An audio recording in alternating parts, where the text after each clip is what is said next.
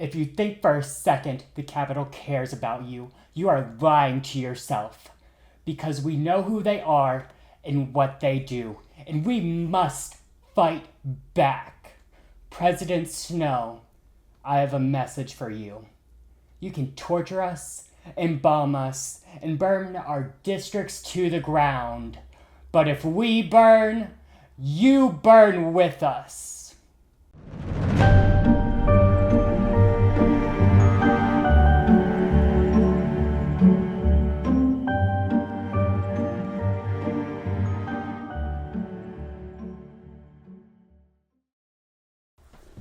And welcome back to another episode of Crips and Corks. I'm your host, DJ, here with my co-host. Paul, as usual. And here That we was are. beautiful. Very moving. Thank you. I was inspired by all the No Kings protests. Yes, that is happening today because we're recording this on June 14th, whenever it comes out. Yes. And Does it come out next week? It does come out next week. Oh, yeah, we're just a week behind. The day of our live show. Well, after Yes. our live show. Our second live show. Yeah. If you came, thank you so much for coming and supporting. It was wonderful. Yeah. If you missed it, sorry you missed it. It was just beautiful, magical. You can never recapture it. Yes. It's gonna be this one. Definitely. It seems like there would be a lot of history in this one, but there's definitely a lot of comedy and a lot of spook. And I can say this right now since we're before it. I'm so excited to do this show. I think it's gonna be a great one, and I'm just super excited for it. For some reason, I'm so paranoid that I'm gonna fall and break my leg before we go on. Oh my god. And I don't know why. It's such a weird random thing. I don't do anything where I could fall and break a leg. Right, especially since the stage isn't even that high. No, I'm not afraid that I'm going to break my leg there. I'm afraid 3 days before I'm going to break my leg and we're going to have to do it with me in a cast. And I don't know why. Okay, we'll just sit you in a chair and we'll have you in stage on a chair and it'll be fine. Throw a blanket over me so that you can do your entrance and you just pull the blanket off my head. Right. And you know what? We're basically stand-up comedians, so it's fine. It's fine. And you know what? Our intro's kind of long, so we'll just wheel you into the Taylor Swift song. Have you wobble into the stage. I'm FDR! I don't get that reference, but pop off. Okay. I know who FDR is. Don't worry. I know the president. He was in a wheelchair. Oh, okay. I got That's you. why he's on the dime. Wait, because he was in a wheelchair, he got to be on the dime? Yes, because he was the spokesperson for he was in a wheelchair because he had polio. This is so long. He was in a wheelchair because he had polio, and to fund polio research, there was a charity called March of Dimes. So after he died, they put him on the dime. Period. Okay, well, now we know. Now I know. You always knew, but period. Now we all know. DJ, do you have some blessings and curses for us for this week? I definitely have a curse. Okay, we'll start with the blessing. I had lunch with a friend from high school today. Period. That was nice. It was good to catch up. Curse. Every road near me is closed. And I had to go the most roundabout way possible to get out of my own fucking house. That's awful. Is it because of the protests or because of the U.S. Open? Neither! What? They're doing... So the normal way that I take, the fastest way for me to get anywhere... Don't go too into depth. I'm not. We don't want people to know where we're living. I know. And things. The, most direct way is closed for construction. So I go the back way, and I start going the back way, and that road is closed because a tree fell down on the road. So I had to drive all the way out to the interstate, get off the interstate onto a different highway, and then take that highway to get onto a different interstate. Damn, they had you go the whole way around Pittsburgh. I literally, to get here, crazy. I had to drive the opposite direction, then drive parallel to where I needed to be, then backtrack to get on the right interstate to get here. That's crazy. I'm sorry, but I'm glad you made it safe and you're here. Yes, And I we did make it can safe. record this. I can't wait to drink. Oh, me either, bitch. I'm so ready for a beverage. Tell me about your blessings and curses. For my blessing, DJ. Yes. She's back. Who's back? Baby's coming home to us. The snack wrap's coming back at McDonald's. I heard about this. I cannot fucking wait. The crispy snack wrap with the ranch. And McDonald's is the best fucking ranch anywhere. I'm gonna get canceled for saying that, but McDonald's has great fucking ranch. It does. And she's home. And I'm It's so about excited. time. I'm gonna be sad. Ronald McDonald, it's about fucking time. Thank Is you it guys. permanent or is it temp? I don't know. We'll see. When is it coming back? July. But she's coming home. I want it And I'm now! so grateful. Thank you, McDonald's Corporation. Actually, well, as much as we can thank billionaires or whatever. But thank you for bringing it back to the people. Thank you. And for my curse is public transit for this week. Because the whores have been wild in on the train, okay? People What are trying to happens? sneak on, not paying their fare, and then they get caught. Why? And then they get yelled at. It's a whole thing. Right, and then it holds up for the rest of it. It's like, girl, why do we gotta do... You know how much the train is. You know it's $2. Like, why do we gotta play these games? Get a day pass. What? A day pass is what? $7? Yeah. $7 and you get to ride as many times as you want in a single day? Right, and it makes the work commute just so much more... Ugh. And then there was this one situation on one of the trains this week where someone had their helper dog, a seeing eye dog, and someone just brought their normal dog on, and the normal dog wasn't trained as well, and he started barking at the helper dog, and it's just like, girl, why? If you know your dog isn't trained that well and isn't going to interact well with other dogs, Why would you sit near another dog? or even bring them on transit where you know another dog might be, and I feel awful for that seeing eye person, because it was like a help dog. Like, yeah, like, you need that, but also, like... the help dog wasn't barking. The I help know. dog was being a good boy. I know, but also, like, if your dog starts barking, go to another train car. I mean, they're all... I mean, I don't know about elsewhere, but in Pittsburgh, they're all connected where you can move freely amongst Right. the cars. Right. Go to another car so that your dog will shut the fuck up. Exactly. And you know what? I'm going to say something, and I might get canceled for this, but if you take your child to a restaurant and it starts crying, please take it to the bathroom and get it under control. Right. See, that's what I'm saying, because, listen, you're the one who had kids, not me. I don't want to hear your kids at my nice Exactly. evening, okay? Exactly. I'm paying to be somewhere. I want to have a nice evening. Like, everyone else around you, it's being respectful to everyone else around you, honestly. It just is. Take them to the bathroom, calm down, and once they're calm, just bring them back. Exactly. It's unfair to the other diners and it's unfair to the servers. Mm-hmm. And then that, for some reason, I just thought of this terrible... I went to a nice restaurant and the two ladies next to me were such bitches. So they were seated before us. Yeah. And, like, we got sat down and, like, the waitress, like, was over and they were like, oh, can we see the hostess real quick? Mm-hmm. And the hostess came over and they were like, we want a different server. We don't like how she, like, looked at us. Like, she gave us a look. And so it was like, okay, like, I'll talk to the manager and see if we can get a different server. Well, the different server came over and they were like, we had to wait so long. And then they complained about the appetizer, the entree, and the dessert. And it was like, and it's my birthday. And it's like, you are just trying to get a free meal. Yeah, they sound like the most annoying people ever. It was me and my friend Dan, like, he took me out for my birthday because we both like fancy restaurants and we're sitting there. And I was like, I had a really good meal, but I felt very uncomfortable sitting next to those two women because you could tell they were just trying to get a free meal. I hate people like that. Honestly, just stay home at that point. If you're just going to be miserable, just stay home. If you're going to harass waiters and waitresses, stay home. Do you have anything to Nope, add? that's it. Okay, pop culture corner, yay! So, first things first, Cola Escola became the first non-binary person to win the Tony Award for Best Performance by an actor in a leading role. I love Cola Scola.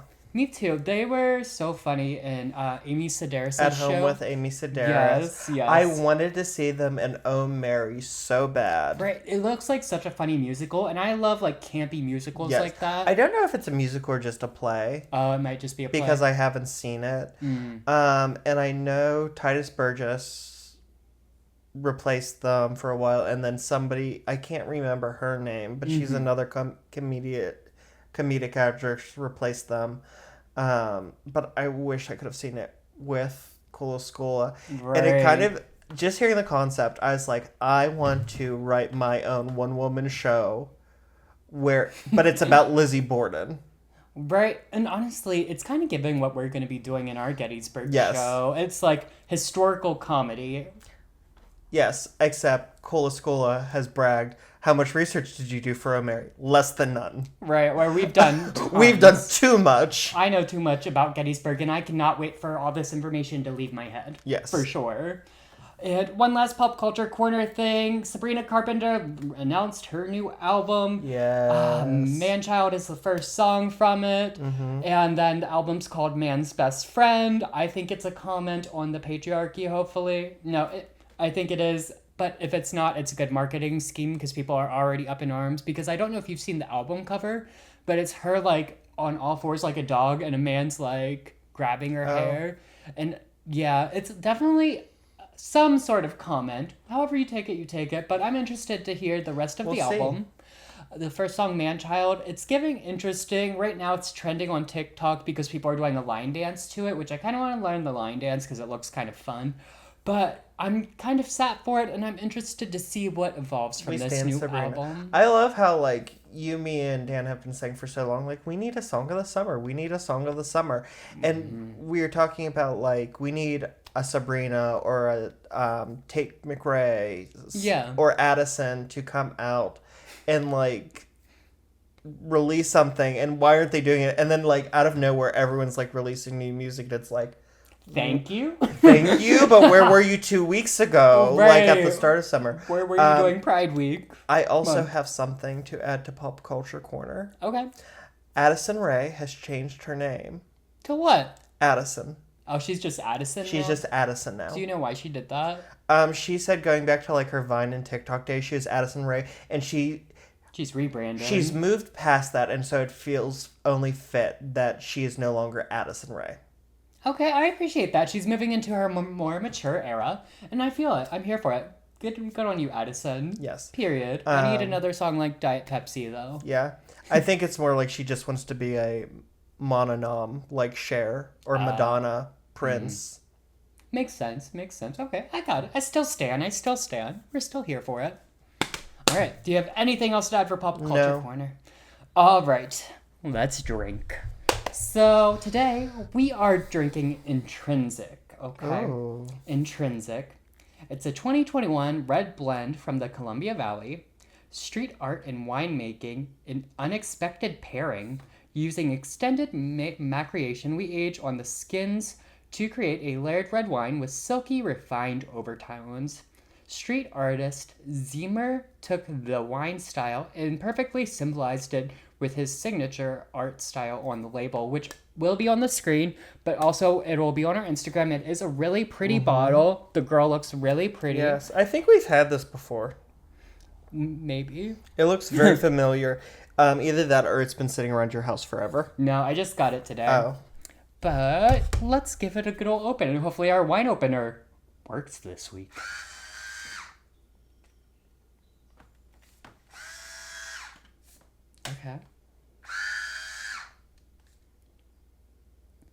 Okay, I think this wine opener just broke. Oh, is it the wrong way? Can I try? There's one already in it! Oh! It's not broke! There's one already in it. Okay. Well, we'll just take that one. That's on me. Normally, I take the cork out. Intrinsic. Smells interesting. It does smell interesting. Is it a red blend or? I think so. Oh. ASMR pour.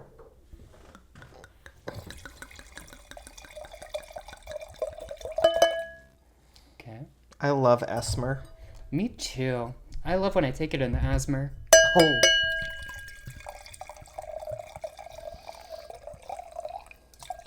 Sorry about that one, Mom.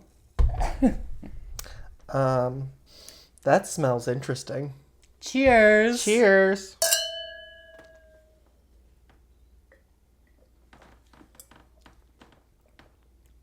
Oh. Oh. Oh. Okay.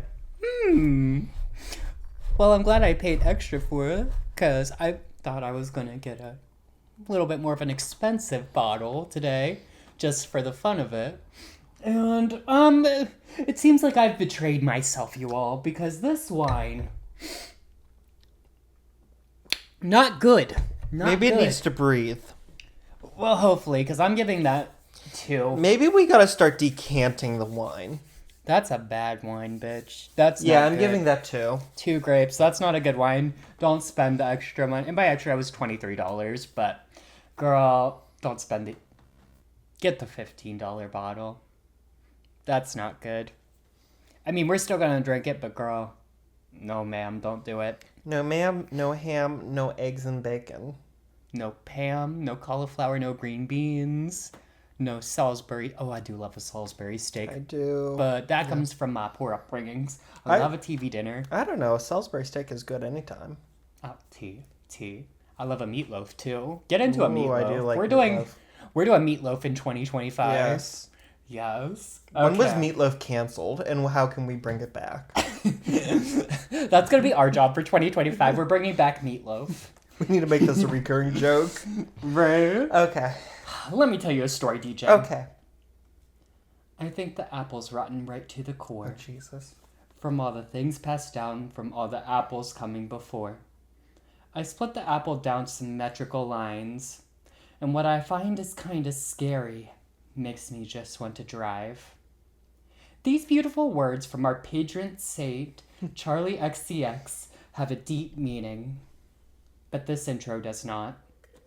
I chose this song for the intro because we are traveling to the Big Apple today, and we'll be discussing one of its most legendary haunted houses.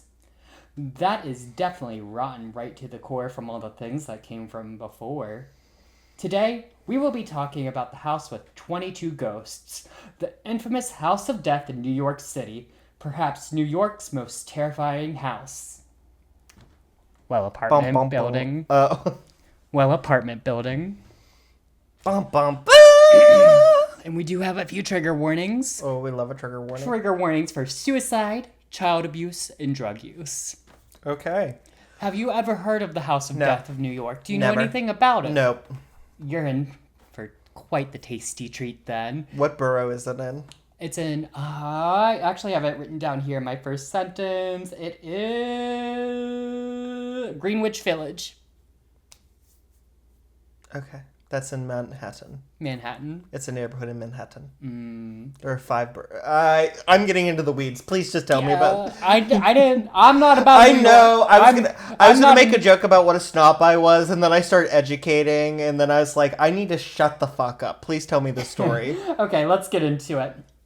So, the House of Death is on 10th Street in the Greenwich Village in New York City, like we Greenwich. just said. Greenwich. Greenwich. Okay. Greenwich.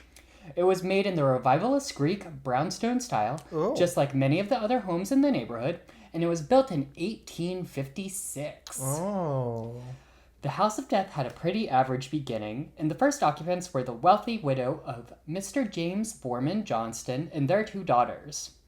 Oh. And actually, Mr. Borman had actually founded the Metropolitan Underground Railroad and the Broadway Underground Railroad.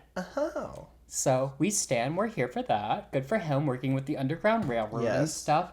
And this home would actually go on to hold a lot of notable and wealthy people would go in to live in this home, and we're gonna get into that, okay?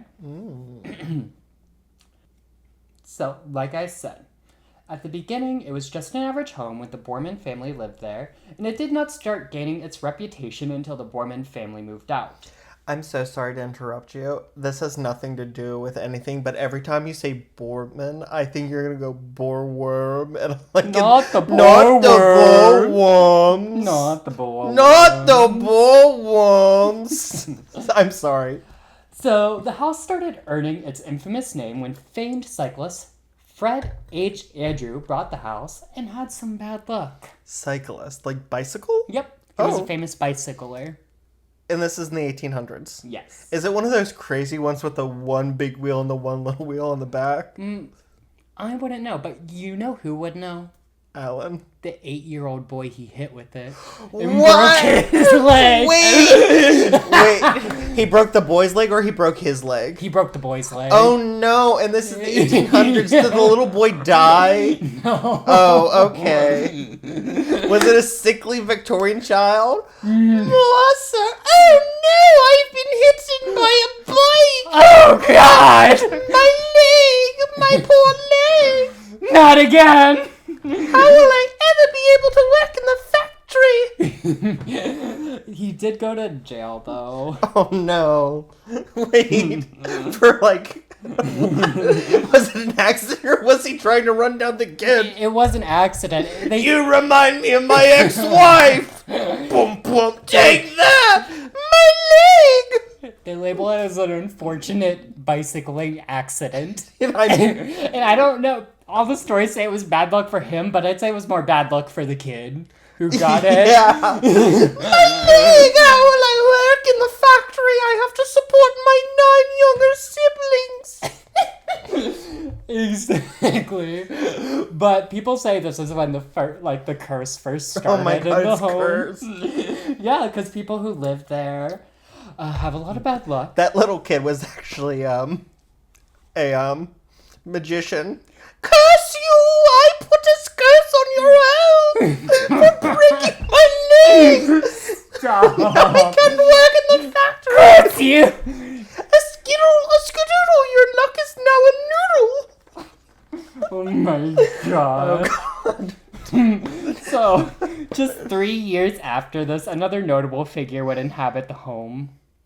Mark Twain. Oh, okay. We came from there. Or, as some of the most insufferable people in your life would like to remind you. Samuel Clemens. Exactly. Oh no! I just proved your point. We all know some pretentious asshole that's their favorite fact. That's not my favorite fact at all. And that's okay, because you're not a pretentious asshole. Oh, thank you. Samuel Clemens. During his 12-month stay in the home, Twain was battling bankruptcy and depression, adding to the rumors of this house giving people bad luck. Now, Oh, darn tootin', it's like somebody rode over a little boy and broke his leg. That's my Mark Twain impression. Okay, we'll roll with it. Oh, I lost my place. Okay. Now, Twain was not a believer in the paranormal, but... That's kind of shocking. Really? Why? Have you ever seen a picture of Mark Twain? No. That looks like a man who's seen some ghosts. But he admitted to a paranormal experience he had in the home. Oh. One evening, Twain witnessed a piece of kindling wood float in the air by itself. Seeing this, Twain did what any reasonable person would do, and he shot a gun at the piece of wood. That's very on brand. Now, the piece of wood would immediately fall, and Twain noted blood on the floor, like 2 little droplets of blood. And that's... Just two. Yeah, but that's when it hit him. It was not a ghost. It had to be a rat. The home was heavily infested with rats at the time. But Twain did not find any dead or bloody rats anywhere. Not even a blood trail of the rat running away. And also, back then, guns were like... Even a handgun was like huge, and it shot a musket ball. So I think if you shot a rat, you wouldn't have 2 droplets of blood. You'd have like a little rat explosion. Right. That rat would just... That rat would be all over the It would be floor. like a water balloon full of blood. Do you think Mark Twain made friends with the rats, though? I don't think so. Have you read Huckleberry Finn? No. Neither have I, but I don't think that's the thing. Actually, I might have read it. I don't know. Isn't Mark Twain about a little boy who's supposed to paint a fence? Yeah, and Does he ever paint the fence? Is that the one with Boo Radley? No, that's To Kill a Mockingbird. Okay. I did read that one, and I enjoyed that one. Okay, yeah, I read that in high school. Yeah, I think I think you have to. But enough. And still, some of you didn't get the point. It's about racism and why it's bad. Exactly, people. And if you didn't get that, you missed the point. Sorry. Read it again. More of this story is, though, it might not have been a rat. It might have been a bloody ghost. It was probably a ghost. But... I don't believe in you, but I'm gonna shoot you. Curse you! But even though Twain still had his doubts about this being paranormal, or even believe in the paranormal in general, the paranormal must have believed in him. Oh, God. Because he would actually end up haunting the home. People have seen his ghost on the stairs, and also sometimes hear him walking up and down the stairs. How do they... Okay. I was going to say, how do they know it's him walking up and down the stairs? Maybe it just sounds extra literary when he's walking up the stairs. It sounds like an old depressed man who's going bankrupt, who's about to write the next classic. What do you think that would sound like? Click, click, click, click. Probably sound pretty gay. Maybe.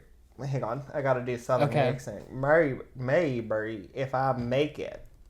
Maybe if they were roommates. Ooh. Sexy roommates. Okay.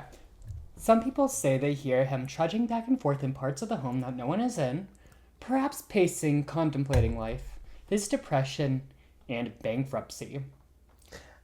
Did you happen to look up how soon he died after living here? Oh, it was a while. A long while? A long while after he left that because he lived in multiple homes after he lived there. Okay, just conjecture. Maybe it's not his ghost. Maybe it's residual energy of the stress he experienced while living in the home. That's a good theory. I like that. Especially the pacing, pacing and seeing him I think it's residual energy. I don't think it's him. Well, maybe this next story will change your mind. One notable encounter happened in the late to 1930s when a new resident and her daughter bumped into Twain's ghost perched on a window seat. He approached the two and said, "My name is Clemens, and I has a problem here I gotta settle,"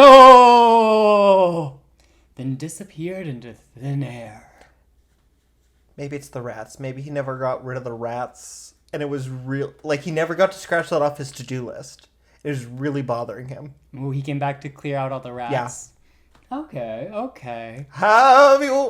Have you seen any rats? I'll diddle you for a quarter. I'm bankrupt. A quarter was a lot of money back then. It was. And he's a famous poet, so he's probably worth a quarter. Or story writer. Maybe he wasn't a poet. No, he was a novelist. Sorry. We'll get him next time, guys. Now, let's get into the story of Jan Brandt Bartel and her husband who moved into the building in 1957. Okay. Jan knew from the first day that something was off about the building. She said it felt as if the house was closing in around her and there was no escape. And that was true because due to the housing shortage, they had to stay. Oh. The paranormal stuff, like it usually does, started off small at first with the sounds of footsteps following her up the stairs, Mr. Twain, a rotting smell that would come and go, also Mr. Twain, and phantom brushes on the back of her neck. Mr. Twain's wife. No. I'm joking. It was Mr. Twain going, I haven't felt a woman's sweet caresses in many years. You smell like a lilac. It reminds me of my mother's bosom. Oh, God. Every time I say something weird, I will literally say something weird, and it's there's no way Paul can top this. There's no getting weirder. And every time you manage to make it weirder. Because I'm fucked up in the brain. I've got a lot going up here that's not okay. And that's why we do this. Exactly. But then, things got worse. Furniture would move on its own. The dog would snarl at a chair no one was sitting in. It's just the rats. And one time, a rotting grape appeared on their table out of nowhere. Not the rotting grape. When the couple had not purchased grapes in months. We can't afford grapes. Where did it come from? Why is it rotting? You evil fruit-hoarding ghost! How? That's probably where the rotting smell comes from. Mark Twain has a fruit bowl. He does. And it's just slowly rotting because he's too busy pacing from stress. Right, he's keeping the fruit bowl in the vents, so it's filtering out through the entire home. No, but in all seriousness, the rotting smell is supposedly demons, but... So, I told a friend of ours who his boyfriend broke up with him, and he was moving out of their shared apartment, and I said, He was like, I'm going to steal all the light bulbs. And I said, that's just petty. What you want to do is you want to shit and you want to put it in the vents. Exactly. So the whole house smells. Yes. Yes. That's what Mark Twain did. Now, to be serious, though, it could be a benevolent spirit with the dog snarling. You mean malevolent. Malevolent. Malevolent. Sorry. It's okay. Malevolent. It could be malevolent. It could be a demon or something in the home that's cursing these people, especially with the dog snarling at the empty chair, the coming and going of the rotting smells. Maybe that the rotting grape, could be a symbol of, like, some sort of demonic thing.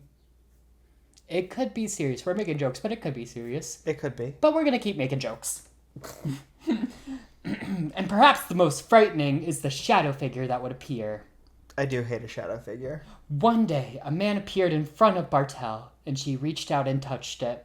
She said it felt like... Why, oh, mother of God, would you touch it? Would you not be curious? No! I think I'd be a little curious as to what it felt like. Jan was curious, and she touched it.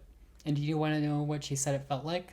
Sandpaper? No, I have the quote right here. Go ahead, quote Jan. A substance without a substance. Chilly. Damp. Diaphanous as a marsh mist, or a cloud of ether. I could feel my fingers freeze at the tips. They were numb, and yet they tingled. In the split second between contact and recoil, the scent came, fragile and languorous and sweet, unbearingly, cloyingly sweet. Oh. And I'm Katharine Hepburn, and I wear pants, and I don't like wearing shoes. I'm an outdoors woman. I like Katharine Hepburn. She sounds like my type of lady. Is that from something? Katharine Hepburn was an actress from around this period, and she wore pants. Iconic. I'll have to look her up. She's pretty good. So, after this, Bartell and her husband decided to get help and called on a medium. Now, personally, I would have called the large, just in case, but do you? And that medium was none other than Hans Holzier, who wrote over 140 books on the paranormal, including a couple books on Amityville that helped inspire the Amityville sequels. Yes, okay, that's where I heard of him from. Mm-hmm. He was the one who really got into, like, the dead Indian chief.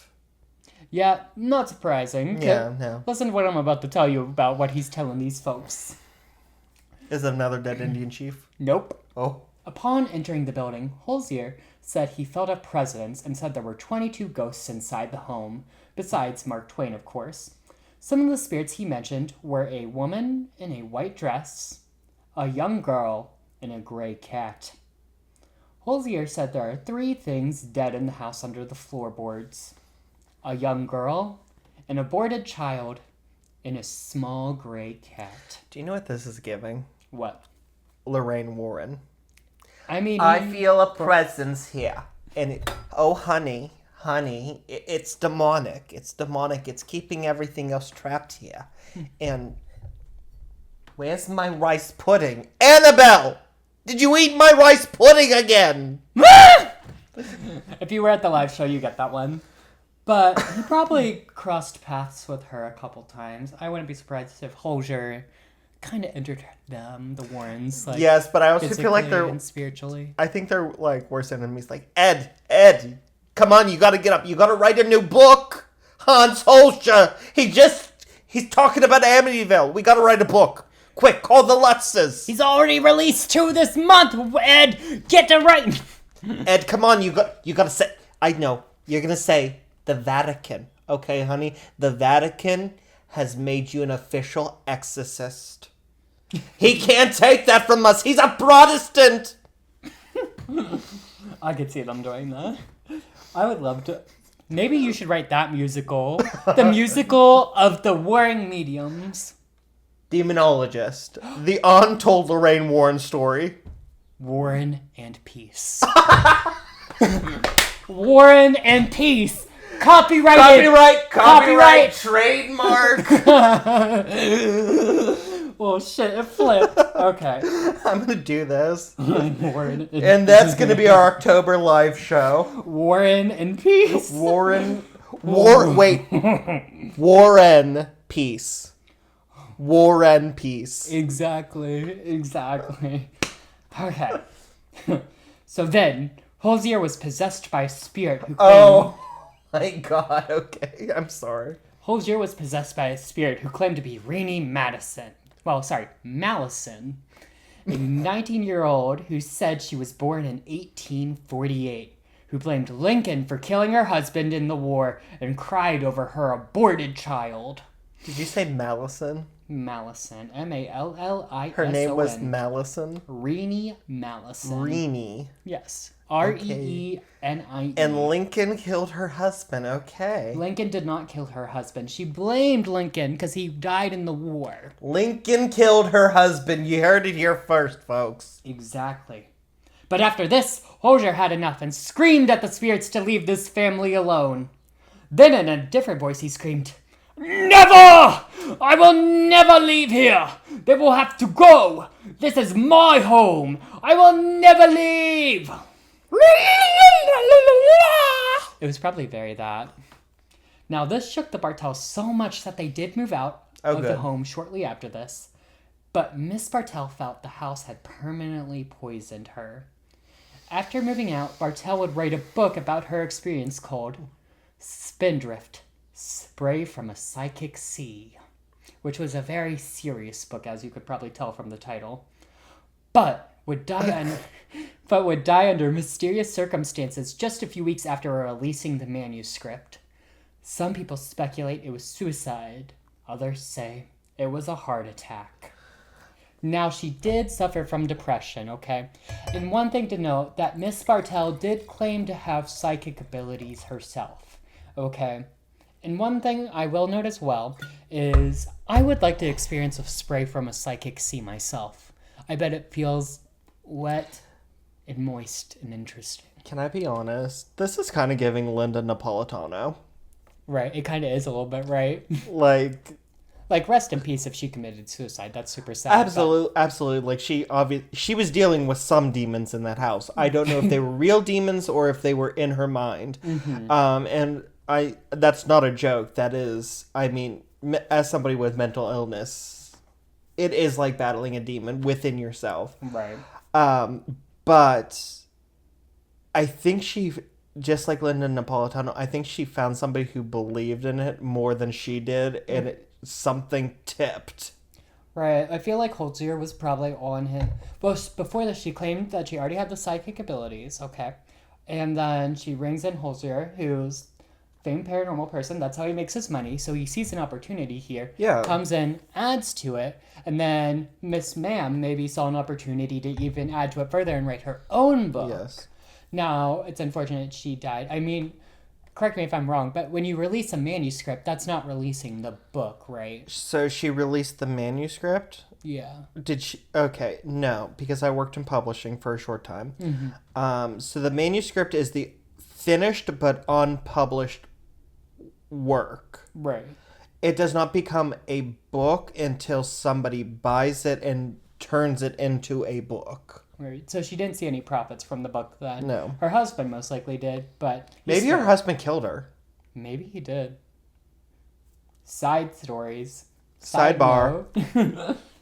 But speaking of that, we're going to get into a little bit of true crime now. Oh, yeah. Now, this is where most of the trigger warnings are. This is actually a super serious story. It's super sad. So, and like, I'm not joking. This is actually a really sad story. I won't make any jokes. Okay. So this is the story of Joe Steinberg, who was a disbarred New York criminal defense attorney. Now, Steinberg lived in the house with his girlfriend, Hedda Nussbaum, an editor of children's books at Random House, and a daughter they illegally adopted, Lisa Steinberg, which, illegally adopted, that's kidnapping. Yeah. Yeah. I don't like this. One night, Joel beat little Lisa Steinberg while under the influence of cocaine, while Hedda watched also under the influence of cocaine. After this, Joel left the home to go hang with his friends, leaving little Lisa on the bathroom floor, while Hedda cowered in her room, too afraid of Joel to leave or get help for the little girl. When Joel returned, he and Nussbaum freebased more cocaine until around 4 a.m., with Lisa still unconscious in the bathroom. Did you say free-faced? Freebased. What's freebasing? I think it's when you, like, do it off, like, a table or something. Okay. I'm not too sure, but honestly, not too sure. I'm not a cocaine expert. No. It wasn't until 6:30 a.m. that Nussbaum finally called authorities. Yikes. By then, it was too late. The little girl would later die in the hospital from the injuries. And what's worse is people reported Joel before this due to suspected abuse of both Hedda and Lisa. Yikes. Actually, Hedda was actually pretty bruised herself when police showed up that evening. Well, I guess it was the morning. Also, that night, they found another one of the children they had tied to their playpen and covered in urine. Oh no, I hate this. Not children and animals. They're so innocent. Mm-hmm. They It's a really sad story. What's even sadder is that Joel was only sentenced with manslaughter and served 16 years in prison. What? Was that a plea deal? Honestly, I don't know all the details of the trial. That's all I know about that trial. That sounds like a plea deal, which sucks. But another crazy thing is they didn't realize that Lisa was illegally adopted until that trial. They didn't realize she wasn't supposed to be in custody of Joel until the trial. So this adds to the tales of this place being cursed and poisoning people. And I'm sure the ghost of that little girl is still there, which is so super sad. I hope she passed on. Yeah, I hope she did go on to the other side, because, I do like to believe into, moving into the light and going into the other side and everything. So hopefully her spirit isn't there. But traumatic events like that just adds to the haunting of the building. Was the main point of why I told that story, is it adds to the hauntings and why people say this building is cursed. Yeah, that's the saddest story of this. Now, today, the building stands grimly on 10th Street. Are the 22 ghosts who are said to haunt this place still active today? Well, Dennis, a resident of the building, says the ghosts have been pretty quiet lately. Dennis himself said he does think the building is haunted and does think the stories in Spindrift could be real. You remember the book she wrote, Spindrift? Mm-hmm. He thinks that it could be real. And Dennis actually lived, in the building at the same time as them, so he says, he thinks it could be real. Now, I do want to really quickly shout out that my sources for this are a New York Post article called Terror on 10th Street by Tim Donnelly. There's Haunt Heads. They have a WordPress article about this, and at NewYorkCityGhost.com. So, and probably the most reputable source was that New York Post article. I got a lot of good information from that. But that is the story of the New York House of Death. Okay. And one thing about Dennis didn't want to give his last name because he didn't want people knowing who he was, scared that people would think he was crazy for believing in this stuff and whatnot. But DJ, why don't we lighten up the mood a little bit? Okay, we're going to do Smash or Pass, the ghost of Mark Twain. Pass. He had a mustache, and I'm not really into facial hair. Now, let's say you do hook up with Mark Twain. Are you calling him Samuel? No, I'm going to call him Mark. See, I'd like to feel special and call him by his fake name. I want to call him by his government name. I want to feel special and be privileged to call him by his government name. I'm going to pass Mr. Twain, too. He's probably pretty boring.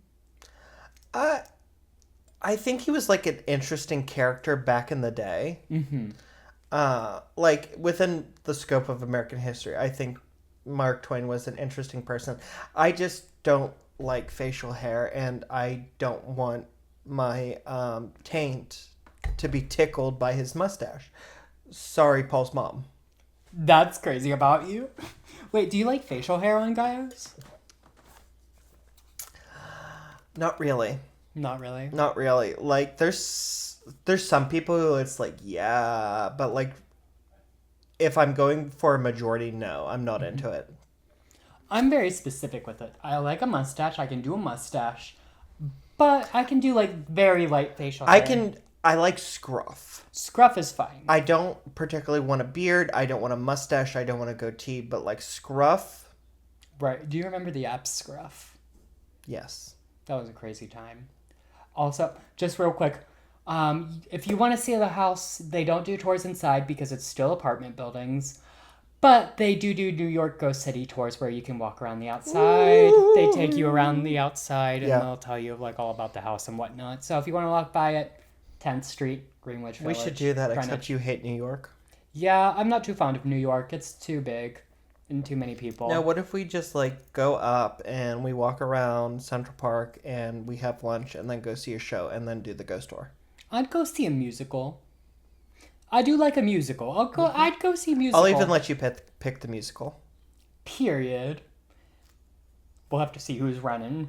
Clock us in New York one day. Clock us in New York. We should, like, try and find, like, a comedy club that will let us do a show up there when we get big enough. Right. That would be so fun. Mm-hmm. And then do a little meet and greet in a bar. Yes. In the village! Hell yeah. That was really good, actually. I had no idea what... The House of Death Yeah. was. Neither Yes. did I until I researched it. Which is... Okay, so it's so weird because what I admire most about you is that you have the ability to make jokes no matter whether you know what story I'm telling or not. Mm-hmm. I feel like I tell better and more jokes if I don't know what's coming. Interesting. Because I feel like if I know the story, like, I'm not checking up on you, but I'm, like, trying to, like, in my head, I'm testing my own knowledge. Mm-hmm. And, like, I'm too focused on that. And that's something I need to work on. It's okay. So, any final thoughts on the House of Death? I know it ended kind of very Yes. sadly. Very, very sad ending. Sorry, I had to end with that sad It's okay. story. No. But- I really enjoyed it. I told that Kudos. story, told that ending story so you guys could see how cursed the building was. And maybe it's haunted by the little girl and all the 22 ghosts there Yikes. and everything. And I hope you guys enjoyed this. I enjoyed researching it. It was really interesting learning about a building I'd never heard of before. So Yeah. hopefully y'all have never heard of it before. And if you Yeah, have any- no, I've never heard about this before. And it kind of inspired me to do something New York-based coming up soon. Ooh, spooky. I have to check the calendar because, like, I've got Hallmarks coming up and I gotta fit it in there. Mood. All right, DJ, do you want to round this bitch on out? Yes, please share your thoughts with us. Follow us on all of our social medias and DM us, or you can email us at the email below. Also, make sure to like, follow, subscribe wherever you are listening. Paul, where can they find you? You can find me at my personal Instagram and TikTok at Paulember, Paulember. And as usual, it's not delivery, it's DiGiorno. And if you'd like to follow me, you can do so on Instagram and on TikTok at The Real Deej Powers. And until next time, make sure your house isn't haunted and keep your grips tight. And your corks loose. Bye. I can't whistle. I'm the fruit stealing ghost! Ooh!